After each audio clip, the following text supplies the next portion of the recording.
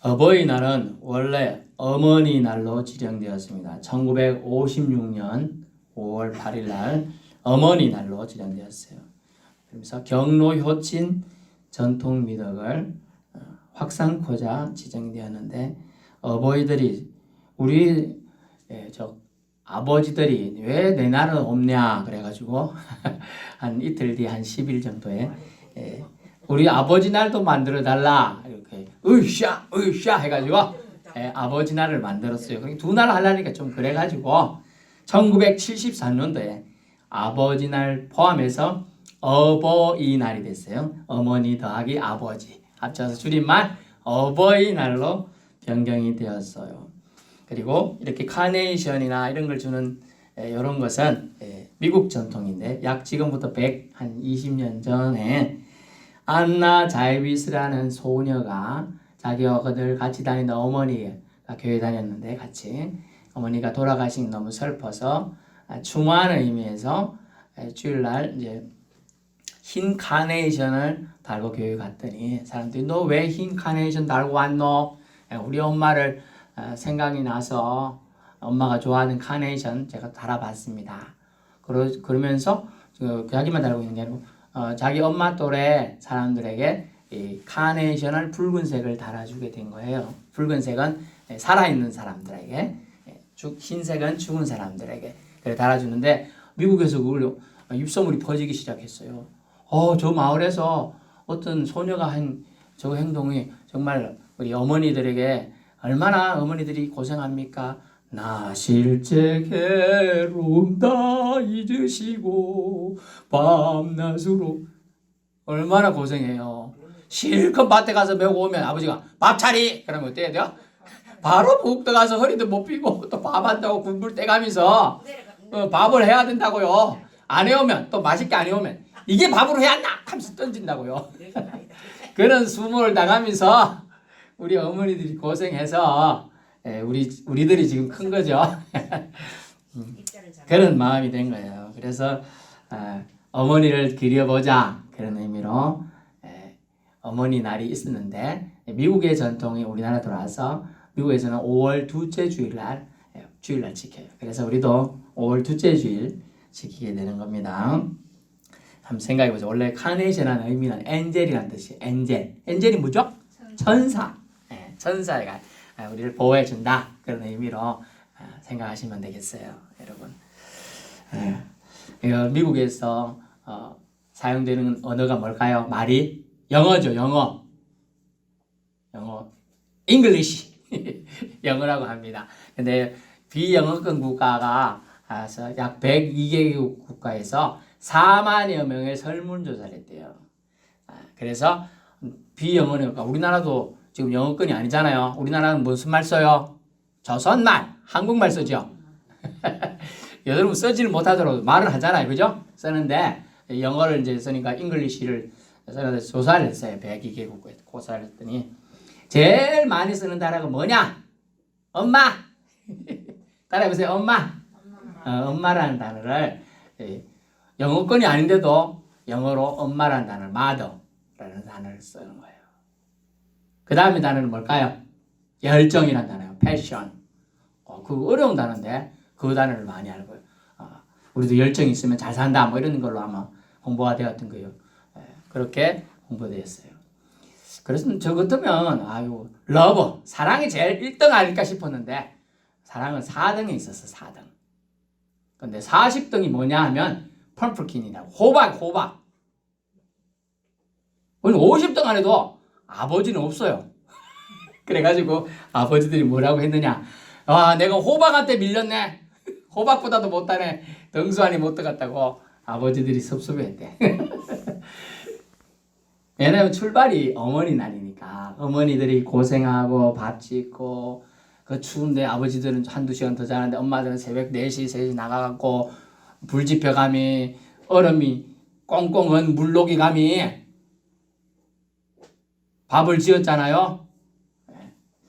그래가지고 고생하시는 어머니들 생각하면서 나실제 괴로움 다 잊으시고 밤낮으로 우리를 기르신 그 사랑에 대한 그 얘기가 되겠습니다. 여러분이 효를 어떻게 생각하십니까? 효라는 한자어를 보니까 늙을 노자에다가 아들 자자가 합쳐진 단어입니다. 늙을 노자가 뭡니까? 어르신이다, 나이 많다는 뜻이죠. 근데 나이가 많으실 때는 아들자, 아들이 밑에서 이렇게 받치게 돼 있는 글자예요. 효도 효자가. 그러면 이렇게 써진 글자가 요렇게 된 게 늙을 노자야. 근데 구부러졌다는 뜻이에요, 우리가. 근데 요걸 빼내고 아들 자자를 딱 써요. 이렇게 딱. 놈자자가 아니고 아들자. 아들 자자 쓰니까 아들이 나이 많으신 어르신, 즉 부모를 복양한다. 이런 뜻이 효도 효자가 되겠습니다. 그죠? 근데 이제 옛날에 이제 아들이 이렇게 했기 때문에 아들 자자가 이제 된 거죠, 사실은. 응? 그리고 출가 외인이다 이런 말 해가지고, 그죠? 아들들이니까 아들 신봉 원래 아들이 신이야. 그냥 막 우리 아들. 그 TV 나오는 전 땡땡 그 유명한 분도 있어요. 그분도 그 아들 사랑만 그냥 금지 오기야 그냥. 안 그럴 것 같은데 그분이 원래 교사였다 그러더라고요. 학교 때 선생님이었는데 그냥 연예인 지망해서 연예인 하는 건데 키 자꾸 있잖아. 전 땡땡 전원까지 말해줄게. 전원. 그래가지고 그래도 그 아들 사랑이 극진하더라고. 아유. 며느리들이 지를 떨어 이빨을. 아이고. 그런데 그 효도 효자가 원래 아들이라는 거예요. 요즘에는 이제 아들 없는 사람 그러면 웃잖아요. 그냥 이제 자녀라고 해석하는 게 좋겠죠. 자녀들이 복양한다는 뜻이에요. 보통 사람은요, 자신이 낳은 자녀를 사랑하지요. 하지만 자신을 낳아준 부모를 그만큼 사랑하지는 않습니다. 그래서 내리사랑이다 말이 있어. 사랑은 아래로 내려가지 치사랑, 위로 올라가는 사랑은 잘 힘들다 이렇게 보게 됩니다. 철이 들어 부모님의 나이가 되어 부모님 생각해서 섬기려 하면 부모님은 아프셔서 고생 중이시거나 안 계신 경우가 대부분이죠. 여기 대부분의 사람들이 부모님이 안 계시죠. 네, 그렇습니다. 박일로라는 사람이 제가 1년에 한 번 인용하잖아. 시 조홍시가. 홍시가 참 맛있게 익었는데 저걸 보면 엄마가 부모님이 생각나는데 참 갖다 주고 싶지만 부모님은 이미 돌아가 안 계심을 안타까워하는 시예요. 여러분, 그래서 저는 홍시가 이 말씀 주면 우리 부모 아버지는 뭘 좋아했을까 생각해. 송어인가 뭐 그런 회를 좋아했어요. 향어회를. 그래서 갈 때마다 살아계실 때 제가 서울 있을 때도 내려갈 때 그 근처 가가지고 사가지고 갔던 기억이 나요. 또 뭐 못 갈 경우는 이렇게 뭐 주문할 수도 있잖아요. 그렇게 해서 가져왔던 한두 번. 제가 물론 차 없을 때는 그게 불가능했고 차 있을 때는 이제 그게 가능했습니다. 그래서 좋아하던 게 생각나죠, 여러분. 어떤 사람은 누룽지를 숭늉을 좋아했을 것 같고 부모님, 그죠? 어떤 사람은 고구마, 어떤 사람은 감자, 어떤 사람은 옥수수. 저는 그래서 이제 저 가끔 진주 쪽으로 가다 보면 길거리에서 찰옥수수 같은 거 파는 데가 있더라고요. 지나갈 때마다 사 먹고 싶다 이런 생각이 들어요. 같이 먹던 생각이 좀 나는 것 같아요. 그래서 그런 향수가 아주 중요해서 향수 냄새 맡는 향수 말고 그런 생각이 납니다. 아이고 옥수수 먹던 생각 어릴 때 또 지금도 잘 안 먹습니다. 무 알죠? 하도 무 겨울에 먹을 게 없다 보니까 무시 깎아 먹고 또 무밥에다가 무채에다가 무가 질리는 거예요. 그 다음 심지어 무국까지 하루에 무밥이야. 무채 무국. 그 무가 뭐 진짜 싫어요 저는. 아니 부모님 애들은 그거 좋아하더만. 애들은 굶어서 먹지는 무시밥 먹는 거야. 그러니까 지금 저는 그래서 저도 지금도 무시가 싫어. 한타 무시 질리도록 먹던 무시. 참 밥보다 무시를 더 많이 먹었던 기억이 나는 것 같아요. 이럴 때. 그러다 보니 이런저런 이제 부모님 좋아하던 거 생각하면서 그런 참 추억에서 한번 향수에 젖어보기도 했습니다. 효는 뭘까를 우리 생각해 봐야 돼요. 효는 한마디로 뭐라고 정의할 수 있느냐면 부모님의 뜻을 바로 알아서 받드는 거다. 그래서 제가 아까 기도 중에 살짝 언급했는데 아바드라는 단어가 있어요. 아바드 히브리어. 아바드. 뭐냐면 부모님의 앉아 계신다 생각 예를 들면 자기 이마를 이렇게 팍 받들면서 이렇게 받아치신 거예요. 그만큼 섬긴다는 뜻이에요. 아바하다. 이것이 이 단어에서 나온 게 예배하다는 단어가 나왔어요. 예배하다. 월십이라는 단어가 나왔어요. 야, 정말 극진하게 아이고 이렇게 막 이렇게 할 수 있는데 엄마 얼마나 힘들게 키웠습니까 하면서 다 받들어 듣는 거예요. 이게 아바 뜻이에요. 부모님의 뜻을 바로 알아야 돼요. 그것을 받드는 거, 그것을 존중해 주는 것을 뭐냐 하면 그것을 효라고 하지 않겠나 싶어요. 오늘 말씀은 이제 한 개씩 보면 1절 자녀들아 주 안에서 너희 부모에게 순종하라. 순종이란 단어가 나오네요. 이 순종이란 단어 참조 말씀 하나 창세기 떼어주세요. 참조 말씀 창세기 5장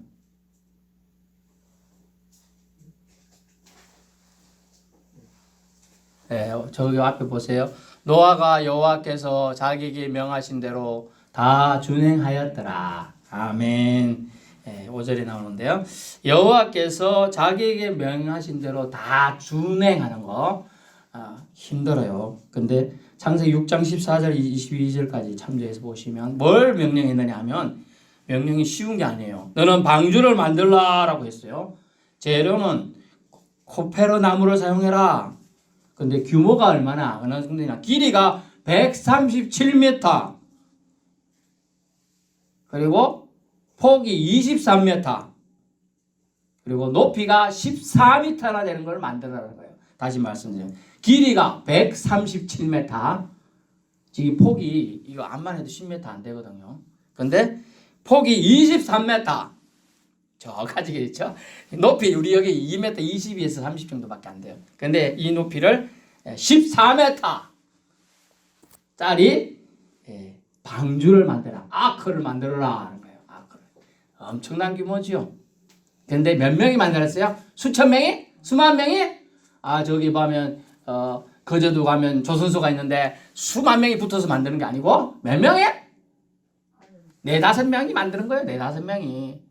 4-5명이 와이프들은 거들기는 했겠지만 또 아니고 아들 몇 명 돼도 왔는데 만든 거예요. 여러분. 그럼 세월이 얼마 걸리겠어요? 저기 여기 누구 일 시켜보니까 뭐 이거 심 받고 뭐 하는데 막 하루 한 개 받고 몇 개 받는데 겨우 하루 다 가더라고요. 요즘 시대에 드릴 거 딱 있는데 그런 것도 없는 데는 어떻게 박아야 돼요? 다 땅 파가지고 뭐 이렇게 식으로 만들 거 아니에요. 그렇다고 칼이 좋은 칼이 있는 것도 아니고 해가지고 만들려면 얼마나 시간이 많이 걸리겠을 거예요. 다 일일이 시간이 그래서 몇 년 걸렸냐면 방주를 만들 120년이 걸립니다. 아니 주님이 만들라 해가지고 빨리 만들고 싶어도 사람이 없고 4-5명이 만드는 거고 노아하고 뭐 좀 큰 아들 작은 아들 뭐 이 정도 만들어서 3명밖에 안 돼요. 또 언제 만들어요? 120년이 걸려요. 그러면서 심지어 곡기에서 끝난 게 먹을 양식도 준비해야 되는데 심지어 각양각축 동물들의 새까지 심지어 날아다니는 먹을 것까지 다 준비하라고 합니다. 그래서 저 같으면 아유 그 동물들 왜 저래요? 사람만 살면 되지 이렇게 말했을 것 같은데 노아는 한마디 그런 말 없이 다 성경에 보면 준행하였다라는 거예요. 더 알았습니다 하고 끝난 게 아니고 알았습니다 말과 함께 실천을 한 겁니다. 이것이 하나님 아버지의 마음을 노아는 정확하게 알고 있었습니다. 그리고 또한 자녀들을 순종케 했죠. 자녀들을 순종으로 자기 일에 동참케 하는 것도 하나님 아버지에게 순종하게 하는 거예요. 얼마나 좋은 부모의 모습을 노아가 보인지 모르겠습니다. 아빠 왜 이런 거 하고 있어? 사람들이 손가락질해. 바보 멍청이 어디 이 말짱한 날에 비가 온다고 그래. 어쩌고 아니야 하나님이 거짓말 하실 리가 없어. 네가 이해가 안 되겠지만 해보자. 1년 지났는데 아무 일 없는데요. 또 1년 전에 아무 일 없는데요. 이게 120년이나 한다니까요. 얼마나 그럴까요? 하나님 뜻은 무엇이었습니까? 인류가 멸망한 그 홍수 속에서도 인류를 구원하는 것이 하나님의 계획이었습니다. 그래서 인류 구원 계획을 방주를 만드는 것이었죠. 노아는 하나님 아버지의 뜻을 세상의 죄악 속에서도 노아와 7 식구와 동물들을 구원하시는 계획을 공유받았을 때 상당히 놀랐을 겁니다. 이해할 수가 없어요. 다른 이들에게 알렸지만 사실은 세상은 죄가 가득하여 선하신 여호와 하나님의 계획을 거부합니다. 노아는 완전한 순종으로 하나님의 계획을 이루어서 영광을 올려드렸어요. 그래서 이 준행하였더라 과거 형태인데 과거에서 완성된 거예요. 이게 얼마나 어려운 단어인지 아버지가 말한 걸 다 실천했다 이 뜻이에요. 순종은 이런 겁니다. 물론 이 6장 1절을 자녀들아 주 안에 너희 부모에게 복종하라 이렇게 할 수 있었지만 순종하라 그러니까 따르라 부드럽게 따라라 어차피 해야 될 일이다 하는 거예요. 누가복음 15장을 보여주세요. 15장에 두 아들 비유가 나옵니다. 첫째는 늘 아버지의 말에 순종해서 아버지를 곁에서 봉양했어요. 오늘은 첫째 아들 빼고 둘째 아들 얘기만 하겠습니다. 둘째 아들은 아버지의 그늘보다는 세상에 나가 놀고 싶었어요. 지금부터는 아버지의 아들이라 일컬음을 감당하지 못하겠나이다. 나를 품꾼의 하나로 벗어서 하리라 하고 또 다음 이에 일어나서 아버지께로 돌아가니라. 아직도 거리가 먼데 아버지가 그를 보고 측은히 여겨 달려가 목을 안고 입을 맞추니. 여러분 둘째 자식은요 아버지 그늘보다는 세상이 더 좋아 보였어요. 그래서 모험도 하고 싶었어요. 나갔습니다. 그러나 그러나 세상은 호락하지가 않아요. 절대로 만만한 게 세상이 아니에요. 바다가 만만하다고 못 모르고 나갔으면 큰 코다치죠. 작은 풍랑에도 우리는 몸살을 앓을 수 있고 물에 빠질 수 있고 어지럼증을 느낄 수 있는 것이 바다가 똑같은 거예요. 세상은 바다예요. 바다. 그래서 그는 아버지의 마음을 둘째 자식이 아프게 하며 아버지 어차피 아버지 죽으면 재산 나한테 내한테 올 거잖아. 좀 미리 땡겨주면 안 돼? 이놈의 새끼 키워놨더니 뭔 소리 하노? 참 그런 마음은 있어서 그래 말하지 않고 고민하더니 아버지가 재산을 떼어서 줍니다. 그래서 갑자기 재산이 많아졌죠. 여러분 재산을 감당할 능력이 안 되면 그것이 아무 소용 없어요. 가져가죠. 그래서 돈을 싹 했는데 사람들이 돈 있는 돈 냄새가 돈 냄새가 난다. 돈 냄새 난다. 막 따라붙어요. 잘해주면 제가 돈 좀 주겠지. 아이고 김 사장님 왜 이렇게 멋져요 오늘. 아이고 광채가 납니다. 제가 밥 한 끼 사드릴게요. 아니야 내가 돈 많아. 하면서 밥 먹고 이 밥 내가 샀다. 자네 돈 필요하지? 에따 100만 원 갖고 가서 맛있는 거 사 먹어. 이런 식으로 엉청망청 다 써버린 거예요. 그래서 술 친구도 많고 또 여자들도 사귀고 막 이랬는데 돈이 똑똑똑 떨어져 가니까 설검설검 에휴 이제 알거진 같다. 우리 그냥 가자. 다 떠나가요. 도와달라고 한 번씩 가니까 에휴 당신 뭔지 나 처음 보는데? 이러면서 외면합니다. 둘째 사정은 이제 그제야 뉘우치죠. 동양 다녔어요. 그냥 늦었어요 이미. 그래서 이스라엘 사람이 제일 천한 직업이 뭐라고 생각하느냐면 돼지를 키우는 직업이에요. 돼지. 돼지는 율법에 의하면 먹을 수 있는 음식이 아니에요. 동물이 아니에요. 그래가지고 천한 돼지 키우는 일을 하면서 배가 고픈 게 너무 고픈 게 돼지가 먹는 지엄나무 열매를 좀 먹으려고 했던 주인이 그거 돼지 먹는 건데 네가 왜 먹어? 뭐 이래가지고 그것도 못 먹어서 서름에 지쳐 쓰러져 있었는데 눈물이 뚝뚝 나는 거예요. 우리 아버지는 나에게 꽃가신을 신기고 금가락지를 끼우고 맛있는 것도 주고 옷도 잘 입혀줬는데 내가 여기서 뭐 하는 거 있노? 차라리 아버지 집에 가서 노예라도 되고 싶다. 종이라도 되자. 그래도 아버지니까 밥은 주겠지 싶어서 돌아가기로 결심합니다. 그러면서 되돌려서 갑니다. 집으로 갑니다. 아버지는 날마다 자식이 돌아오길 기다립니다. 멀리서 거지 꼴을 한 사람이 보입니다.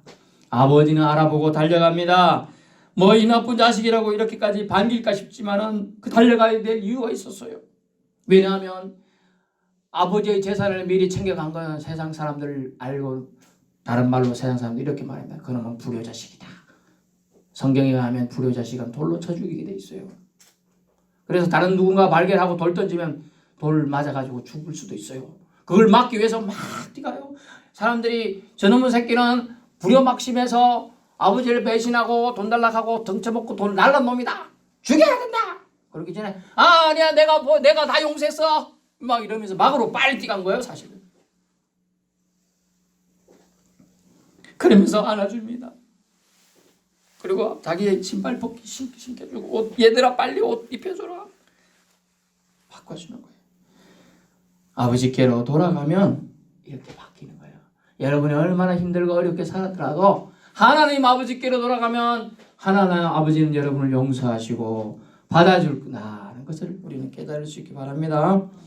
왜 아버지는 이 거짓고를 하며 자기 재산을 다 삼켜버린 이 아들을 반가이 맞았을까요? 그것은 간단합니다. 하나님 아버지의 사랑은 계산하지 않는 사랑이라는 거예요. 오직 자식이니까 사랑하는 겁니다. 좀 못나도 공부 못해도 능력이 부족해도 우리는 하나님 아버지의 사랑 덕분에 자녀가 되었습니다. 아멘. 이 지위는 결코 빼앗기지 않는 거예요. 도둑이 와서 여러분이 어디 폐물 어디 숨겨놨지? 도둑은 기가 차도록 금방 잘 알아요. 다 훔쳐가요. 그런데 하나님 아버지에게 우리가 조금이라도 드린 그 사랑의 마음은 결코 빼앗아갈 수 없다는 거예요. 그걸 기억하셔야 돼요. 예수 그리스도의 보혈로 핏값으로 저와 여러분을 사셨기 때문에 하나님 아버지는 용서의 눈으로 사랑의 마음으로 그 넓은 가슴으로 저와 여러분이 돌아가기만 하면 안아주신다 하는 것입니다. 아멘. 예수님의 대속하심으로 사심받은 우리를 외면하지 않는다는 거예요. 포기하지 않는다는 거예요. 우리는 다시 하나님 아버지의 사랑을 기억해야 되지 않겠습니까? 기억하는 저와 여러분 되시길 바랍니다. 기억해서 당자는 아버지께로 돌아갑니다. 용서는 아버지의 몫이죠. 아버지는 이미 다 용서하셨는데 우리가 죄 눌려가지고 아버지가 한테 돌아가면 매 맞아 죽지 않을까? 아버지가 문전박대하지 않을까? 이렇게 생각하는 거예요. 하지만 그렇지 않아요. 아버지는 이미 다 용서하신 거예요. 돌아오려 할 때 우리가 기억해야 되는 건 아버지의 얼굴을 기억해야 돼요. 부모님 마음을 기억해야 되는 거예요. 생각할 때 돌아오기만 하면 그저 잘 왔다 받아주실 거라고 생각해야 되는 거죠. 부모님의 뜻은 무엇입니까? 자녀가 무사하게 아버지의 마음을 알아 돌아오는 것이죠. 다른 것이 없어요. 집 나간 아들을 애타 기다리는 그 아버지의 마음, 우리 하나님 아버지의 마음이라는 걸 우리는 결코 잊지 마시기 바랍니다. 아버지의 마음은 사랑입니다. 그래서 하나님은 사랑이시다라는 단어는 아주 진리가 되는 것입니다. 나를 향한 하나님의 사랑, 이것을 깨닫는 자식 부모님께 순종할 줄로 압니다. 여러분, 순종하는 자식은 부모님을 공경합니다. 두 번째 얘기입니다. 하나님께서는 우리들에게 부모를 통해 하나님 공경을 가르치셨습니다. 신명기 6장 4절에서 9절. 너희는 마음을 다하고 뜻을 다하고 힘을 다하여 주 너희 하나님을 사랑하라. 아멘. 이렇게 가르쳤어요. 그런데 어떻게 사랑해요? 하나님이 안 보이는데 어떻게 사랑해요? 너 눈에 보이는 네 부모 있지, 네 아버지 엄마 있지. 아버지 엄마 돌아가셨어요. 친척들 있잖아. 언제들도 없어요. 그 옆에 이웃 사촌들 있잖아. 그 사람들을 어떻게 하라고요? 마음과 뜻과 힘과 사랑하라는 거예요. 섬겨주라는 거예요. 보이는 부모에게 잘하는 자식, 안 보이는 하나님께도 잘 공경할 수 있다고 가르쳐 주라는 거예요. 그래서 2절을 봅니다. 2절. 네 아버지와 어머니를 공경하라. 이것은 약속 있는 첫 계명이니 다른 계명들은요 부제가 안 딸리는데 이 계명만큼 부제가 딸려 있으니 뭡니까? 네가 잘 되고 땅에서 장수하리라. 아멘. 여러분의 자식들이, 후손들이, 손주들이 잘 되길 바랍니까? 그러면 이거 계명을 꼭 알려줘야 돼요. 네 아버지 어머니를 공경하라. 약속 있는 첫 계명. 잘 되자. 네가 하는 일이 잘 될 거야. 어떻게 하면? 부모님에게 잘하면. 그러면 또 다른 복도 있는데 네가 땅에서 어스라 표현된 땅에서 장수할 거야. 여러분, 그 복을 주신다는 거예요. 부모 공경은 이렇게 하나님 마음을 가장 흡족하게 한다는 거예요. 근데 그러면 우리는 오늘날 돌아봅니다. 오늘날 공경하는 뜻이 뭘까? 부모님을 여러분 섭섭하게 하지 말라가 되겠습니다. 좀 더 배웠다고 무시해서는 안 되겠어요. 더 건강하고 젊다고 부모님의 건강치 못함으로 인한 고충을 배려치 않는 것은 옳지 못합니다. 가끔 저는 건강하니까 저도 우리 이제 노모가 계신데 계단 같은 거 무릎이 안 좋아서 수술을 몇 년 전부터 해달라는 지금 가면 좀 안 좋다 그래서 다시 진단 나서 못하고 수술 날짜 다 받아놨다가 막 캔슬 당하고 막 그랬어요. 못했는데요. 우리는 뭐 계단 올라가는 게 부담이 안 되지요. 당연히 그냥 뭐 이 정도 못 올라갈 거면 그냥 안 오고 있어요 뒤에서. 왜 안 와? 뒤 쳐다보고 빨리 좀 와봐. 이놈의 자식아 무릎이 아파서 걸어갈 수가 없다. 그래서 제가 아유 죄송합니다 엄마 제가 업어줄게 해가지고 몇 개째는 좀 올라갔던 기억이 나요. 생각은 안 하죠. 엄마 늘 건강할 줄 생각하고 달리기 엄마가 우리 학교에 운동했잖아요. 운동회 뛰어가서 막 1등도 하더라고요. 그래서 늘 잘 달리던 어머니 이쁘던 어머니 생각하는 거죠. 그런데 이제 80세 할머니가 됐으니까 여러분 섭섭하게 그걸 섭섭해 할까? 섭섭하게 안 할 수도 있는데 배려치 않는 것은 부모님 마음을 아프게 할 수도 있어요. 우리 자식들 키우다 늙으셨고 몸을 혹사하셨죠. 대부분 우리도 또한 늙습니다. 늙고 있습니다. 공손히 대해야 돼요. 그것을 공경이라고 합니다. 예의 바르게 존중해 드리는 거죠. 섭섭하시지 않게 말입니다. 바쁘다고 전화도 안 하는 것은 좀 그렇습니다. 왜냐하면 찾아가 뵙지 않는 것은 지금 시국에 그럴 수 있어요. 하지만 전화도 안 한다. 제가 한 2주 정신없어 전화를 안 했던 것 같아요. 어제 전화 드렸더니 너 뭔 일 있는 줄 알았다.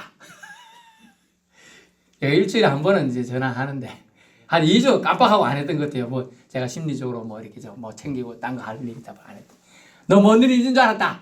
네 성격이 과격한데 또 뭔 일 있는 줄 알았다. 그걸 걱정하시더라고요. 아유 죄송합니다 어머니 제가 전화 드린 줄 알았는데 안 했네요. 사과를 했습니다. 여러분 정말 기본적인 예의는 다 해야 한다는 걸 알 수가 있어요. 여러분 부모님을 공경하라고 했더니 예수님이 지적했던 한 대목이 있어요. 뭐냐면 핑계 대지 말라. 부모님에게 잘하라고 했더니 핑계대고 잘 안 하는 세대가 되었다는 거예요. 이랬다는 거예요. 그것이 뭐냐면 고르반 제도였어요. 부모님이 가가지고 너 이거 내가 쓰면 좋겠다. 내 무릎도 아프고 또 이 영양제 좋구나. 나 줄 수 있냐? 안 됩니다. 예를 들어서 얘기하는 거예요. 고르반 이건 하나님한테 드리기로 예정이 됐어요. 그러면 때 되면 주리면 좋죠. 옛날 얘기를 할게요. 어린 양이 태어났는데 아주 예쁘고 애가 잘 자라. 너무 좋아가지고 엄마가 우리 집에서 같이 나처럼 자식처럼 키우고 싶다. 나 외로워서 이렇게 안 됩니다. 고르반 하나님한테 드려야 돼요. 그래? 뭐 할 수 없지 뭐. 갔더니 안 드리고 잡아먹었어. 그럼 부모님한테 못된 거 핑계한 거죠. 이렇게 줄이고 싫어가지고 그런 식으로 세상이 바뀐다는 거예요. 부모님한테 전화 안 하고 2주 동안 안 했던 저도 전화도 안 했지만 다른 어떤 분이 전화도 안 하고 연락이 안 된 거야. 근데 엄마가 부모가 설섭해가지고 막 있는 알고 보니까 외국 여행 갔네. 외국 여행. 엄마만 빼놓고 쏙. 간다고 얘기하면 뭐 그렇습니까? 못 갈 수도 있죠. 무릎 아프고 모르니까 따라갈 수 없잖아요. 그래도 그렇게 섭섭하게 아이고 나는 못 간다 이해한다. 우리 집 세탁기가 탁탁탁 소리가 나서 그렇지 괜찮다. 그래도 괜찮다는 거예요? 사달라는 뜻이에요. TV 우리 집 TV 그래도 잘 난다. 새카매서 그렇지 안 나온다는 뜻이에요. TV가 그런데도 괜찮다니까 괜찮지 뭐. 저도 옛날까지 그랬어요. 엄마가 이제 물고기가 있으면 어두육미라고 해서 물고기 머리 먹는다고. 나는 이거 먹으란다. 난 이거만 좋아한다. 진짜 그런 줄 알았죠? 살코기도 먹을 줄 알아요, 어머니도. 여러분, 그렇게 시간이 흘러가는 거예요. 여러분, 적어도 자녀 때문에 섭섭해서 눈물 짓게 해서는 안 되지 않겠습니까? 보고 싶은데 한번 찾아가지 않는 것도 참 불효입니다. 부모님 입장 생각지 않고 자기 어렵다고 도와달라고 하는 것도 사실 불효고요. 저도 그랬던 것 같아요. 옛날에 한번 부모님 마음을 후벼 봤던 기억이 나서 지금 반성 의미로 전하는 거예요. 제가 이제 직장 다닐 때 이런데 주인집에서 갑자기 돈을 한 2천만 원 올려달라고 하는 거예요. 전세를. 갑자기 돈이 전세 2천만 원 어디 있습니까? 열심히 벌어도 1,000만 원 모으기 힘들거든요. 그래 할 수 없이 전화를 했지요. 근데 만장한 정신에 전화하면 잘 소리를 제가 안 합니다. 제가 자존심이 세가지고 좀 도와달라 소리 못 합니다. 그날은 뭔 일이 있었는지 술 한잔 했어요, 제가. 아버지! 살아계실 때니까. 아버지를 왜 편애합니까? 형은 장남이라고 온갖 것 다 해주면서 나는 새 옷 한 번 못 입어봤습니다. 이러면서. 그때는 참 뭔 정신인지 몰라요. 그 다음날 정신 차리고 나니까 내가 이 집안에 미친 짓을 했구나. 얼마나 후회가 되든지요. 마음이 아팠겠지요. 뭐 못 해주는 데는 이유가 있었겠을 낀데. 그래, 그랬던 기억이 나요. 제가 30 초반이었습니다. 우리 애들 아주 어릴 때. 그런 생각이 납니다. 지금 생각이 돌아가고 안 계시니까, 아유, 그때 참 내가 아무 생각 없이 잘못했구나. 내 생각만 했구나. 이런 생각이 나는 거죠. 모두 부모에게 잘 대하는 공경이 참 되면 좋겠다. 이런 생각에 제가 옛날 저희 치부지만 전해보는 거죠. 대부분 여기 부모님이 안 계시겠습니다만은, 우리는 우리 영혼의 부모가 있으니까 우리 영혼의 부모인 하나님한테 잘하면 되지 않겠습니까? 이제 영혼의 부모인 하나님한테 잘하면 돼요. 육신의 부모 안 계신 분들 뭐 어디 다시 살아나세요 할 수도 없고 우리는 가면 되잖아요. 이제 그렇게 하시면 돼요. 마지막 4절을 봅니다. 또 아비들아 너희 자녀를 노엽게 하지 말고 오직 주의 교훈과 훈계로 양육하라. 노엽게 말라는 복을 저는 깜짝 놀랐어요. 이 말씀을 보고. 다른 번역을 보니까 자녀들을 화나게 하지 말라 이렇게 되어 있어요. 노엽게 하지 말라. 아니 부모가 자식을 어떻게 화나게 하나? 대부분 자식들이 싸가지가 없이 굴어가지고 부모 마음을 화나게 하고 노하게 하지요. 그런데 성경은 거꾸로 써놨어요. 네가 부모냐? 네 자식 좀 노엽게 하지 마. 화나게 하지 마. 이렇게 써놨어요. 우리는 하나님 마음을 아프게 해서는 안 됩니다. 우리는 무엇보다 하나님을 최고로 사랑해야 합니다. 하나님을 노엽게 하는 것은 구원과 은혜를 베푸신 하나님을 기억지도 않는 거죠. 예배치도 않는 겁니다. 그게 노엽게 하는 거예요. 하나님을 가장 노엽게 하는 것은 예배 자리에 없는 거예요. 제가 지금 딴 데는 잘 화가 안 납니다만 아니 쉰다고 해서 땡볕 때 아침 8시 9시부터 앉아가지고 풀 맨다고 하루 종일 그랬으니 오늘 힘들어서 못 오지요. 내가 얘기했어요. 저리 힘들면 저리 안 된다. 말하는데도 계속 꾸죽꾸죽 힘들어서 못 오는 거예요. 부탁을 드리면 제발 그러지 말라고 하는데도 그 불 한 개, 2개 더 있다고 그게 생산이 더 되고 안 되고 아닙니다. 하나님이 복을 주셔야 그 작물이 잘 되는 거예요. 힘든 거예요. 하나님이 가장 노여워하는 것은 예배 자리, 예배하러 구별된 날에 예배하지 못하고 아파 있는 거, 그 자녀 보는 하나님 마음이 어떻겠어요? 내 딸이 저리 아파 누워 있구나. 아들이 누워 있구나. 왜 몸을 혹사할까? 내가 복을 주는 건데 자기가 복을 가지려고 하는구나. 그렇게 얘기하시는 거예요. 예배 드리지 않는 것은 하나님 앞에 가장 큰 불효예요. 불효를 하나님께 보내서는 안 되겠습니다. 어떤 부분에서는 하나님께서 우리에게 맡기신 후손, 자녀들, 손주들을 노엽게 하는 것은 하나님 마음을 아프게 하는 거예요. 그래서 가급적 저는 이제 차별 안 두려고 하지만은 자녀들이 있으면요, 또 친척들이 오면 같이 용돈을 주려고 합니다. 지난번에 온 애들 또 용돈을 제가 줘서 보냈는데 또 우리 교회 뭐 방문하는 어느 목사님 자제도 무조건 저는 용돈을 줍니다. 다 줍니다. 좋아해가지고 그 다음에 또 왔더라고. 또 주니까 지난번에 받았는데 안 주셔도 돼요. 그런데 받을 때 손은 빨리 내. 그래서 또 받아가. 그런데요, 가급적 공평하게 해야 돼요. 아유, 애 어리다고 5살인지 모르는 줄 알아요? 많은 알아요. 많은 알아. 안 주면 섭섭해 애가. 그래서 항상 애기 어려도 저는 항상 줍니다. 여러분 별거 아닌데요. 우리 자녀들 수습하게 하면 돼요. 여기 거꾸로 말해서 이제 노엽게 한다고 써놨어요. 근데 화를 왜 냈는가 볼까요? 부모가 돈 좀 있다고 이렇게 무시하는 거예요. 어떻게 무시했느냐? 너 예수 믿으면 학비 안 대준다. 저는 그 말을 제 많이 들었어요. 그래가지고 군대 갔다 와서 어떻게 했느냐? 제가 학비 안 받았어요. 안 받고 제가 아르바이트 하면서 다녔어요. 제가 법대는 바쁘거든요. 150학점이나 있어야 돼요. 학점이 다른 데보다 딴 데는 139점, 뭐 142학점이면 우리는 더 많은 거예요. 한 10학점 이상. 그러면 쉴 틈이 없어요. 정말 새벽에 일하든지 밤에 일하든지 해야 돼요. 얼마나 바쁜지 몰라요. 그런데 제가 그렇게 했습니다. 왜? 학비 때문에 교회 못 가게 협박하는 해가지고 제가 그랬어요. 여러분 그런 것은 화가 나는 거예요. 사실 아버지가 돈이 좀 있어 이렇게 그래도 되겠느냐 이런 얘기. 그러나 자녀들 이유 없이 차별하는 것도 안 됩니다. 마음을 상하게 해서 부모에게 적개심을 가지게 해요. 반발씩 갖게 합니다. 저희 우리 자녀 한 명 있는데 제가 그런 적이 있으면 사과합니다. 용서해 주십시오.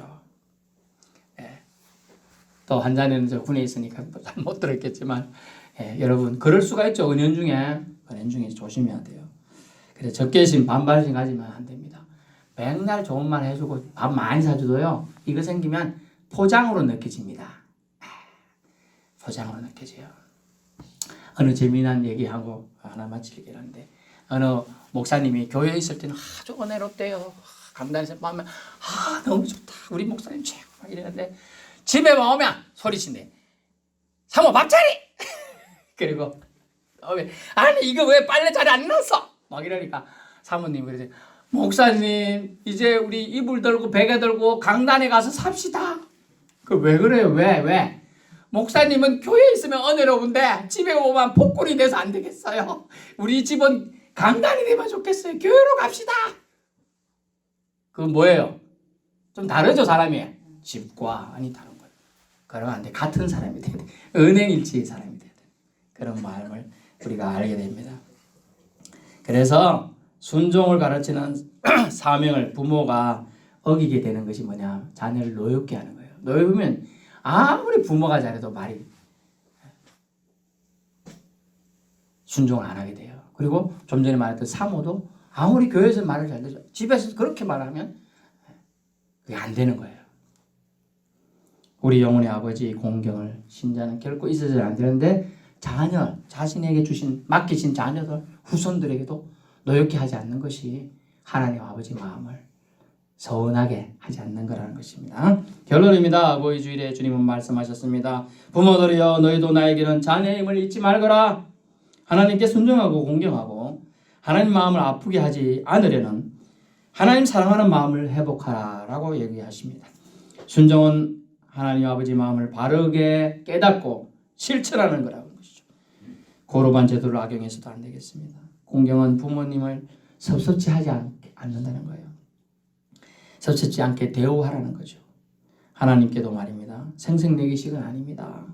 하나님께서 기쁘게 받으실 예배가 되어야 돼요. 생색내기식으로 하지 말라는 거예요. 노엽게 하지 않음을 통해 자녀는 소유물이 아님을 우리는 알아야 됩니다. 자녀를 소유물처럼 생각하니까 자기 살기 어렵다고 같이 동반자살하고 심지어 한강에 가면서 집어 던지고 그런 악행들을 부모들이 저지르는 거예요. 부모들이 해결해야 되는 거예요. 부모들이. 부모가 잘못 그 부모를 아들 자식을 때 제일 못 키웠기 때문에 애가 그러는 거예요. 그런 얘기 들을 때 얼마나 마음이 아픕니까? 얼마나 키우기 어렸으면 그런 짓을 했겠나 싶기도 하지만은 하나님 주신 부모의 마음이 왜 저 아이에게 부모에게는 없는 것일까? 우리 뜻대로 막 해도 되는 존재가 자녀가 아닙니다. 막 해도 되는 존재가 부모가 아니에요. 우리는 모두 하나님 형상을 입은 존재이기 때문에 소중한 존재, 소중한 인격체이기 때문에 그렇습니다.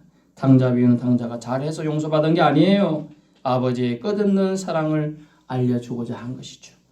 어버이 주일 생존에 계신 부모님께를 효를 다하시고 또 안 계신 부모님은 안타까워하시지만 영혼의 아버지, 늘 우리를 기다리고 계신 아버지께 어떻게 하여 효를 다할지 실천해보는 또 생각해보는 한 주간 될 수 있게 바랍니다. 저는 그래서 생각해봤어요. 특이한 생각 한 가지 들었는데 여러분 어버이날 있으면 좋아요 안 좋아요? 잘 모르시나요? 귀찮기도 하겠지만 그래서 어떤 분은 이렇게 말하다 매달 어버이날 하나씩 만들면 좋겠다. 매달 5월 8일, 4월 8일, 6월 8일, 7월 8일 다 어버이날을 만들면 아들들이 한 달에 한 번 올 거 아닌가? 이렇게 그런 얘기를 하시더라고요. 저는 매달 힘들면 석 달에 한 번이라도 참 있으면 좋지 않을까 생각은 해봤어요. 근데 어떤 마음이에요? 우리는 일주일에 한 번씩 예배를 드리잖아요.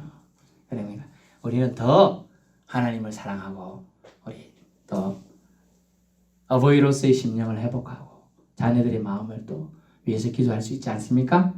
우리 하나님의 마음을 우리가 바로 알아서 실천하는 저와 여러분 삶이 되기를 축원합니다.